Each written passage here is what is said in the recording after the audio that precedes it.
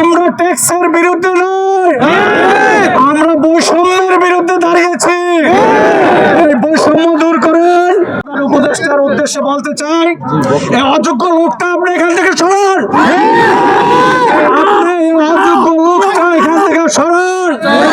যে লোকটার 9টা সিন্ডিকেটের হাতে 9 সিন্ডিকেটের হাতে 20 লক্ষ মানুষের ভাগ্য তুলে দিতে যাচ্ছে, সেই লোকটাকে আপনি এইখান থেকে সরান।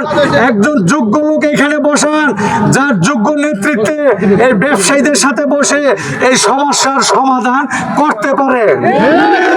আমরা শুরু থেকে নেতৃবৃন্দরা বলে আসতেছি, আমরা ট্যাক্স দিয়ে ব্যবসা করতে চাই। আপনি ট্যাক্স নেওয়ার ব্যবস্থা করেন। আমরা ট্যাক্সের বিরুদ্ধে নই, আমরা বৈষম্যের বিরুদ্ধে দাঁড়িয়েছি। এই বৈষম্য দূর করেন। আপনি আমদানি নীতি অবাধ করেন। আমরা ছোট ব্যবসায়ী, আমার পুঁজি অনুযায়ী, আমার ক্যাপাসিটি অনুযায়ী আমি ইম্পোর্ট করব, আপনি সেই সুযোগ করে দেন। আজকে আমরা গত রবিবার দিন সারা ঢাকা শহরের ব্যবসায়ীরা শান্তিপূর্ণ মানববন্ধন করেছি। মাঝখানে সোমবার বাকি, সোমবার গ্যাপ দিয়ে আজকে মঙ্গলবারে আমরা যমুনা ফিউচার পার্কে তার সামনে দাঁড়িয়েছি। তার অর্থ কি, আমাদের আন্দোলন কিন্তু, আমাদের মানববন্ধন কিন্তু চলমান, আমাদের মানববন্ধন চলমান।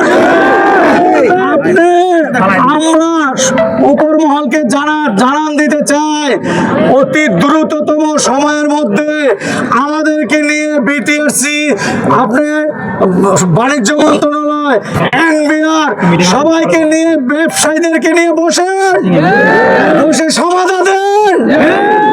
সুস্থ সমাধান না দিলে আমরা কিন্তু পরবর্তী আন্দোলন, কঠোর থেকে কঠোর আন্দোলনের সিদ্ধান্ত নিতে বাধ্য হব। সারা বাংলাদেশে মোবাইল ব্যবসায়ীদেরকে নিয়ে আমরা এক দফা এক দাবিতে যেতে বাধ্য হব। আপনি 20 লক্ষ পরিবারকে আপনি জেলে ভরে রাখতে পারবেন না, গুলি করে মারতে পারবেন না।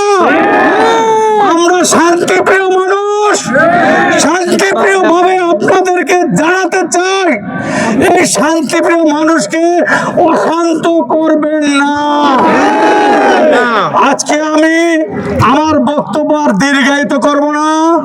আমার ব্যবসায়ী ভাইদেরকে, আমার কলিজার টুকরা ভাইদেরকে বলতে চাই, আপনারা প্রস্তুত থাকুন। আমরা কিন্তু চূড়ান্ত আন্দোলনের ডাক দেব ইনশাআল্লাহ। আজকে আমরা এখান থেকে যে নেতৃবৃন্দ সারা বাংলাদেশে যোগাযোগ করে আমরা চূড়ান্ত কর্মসূচি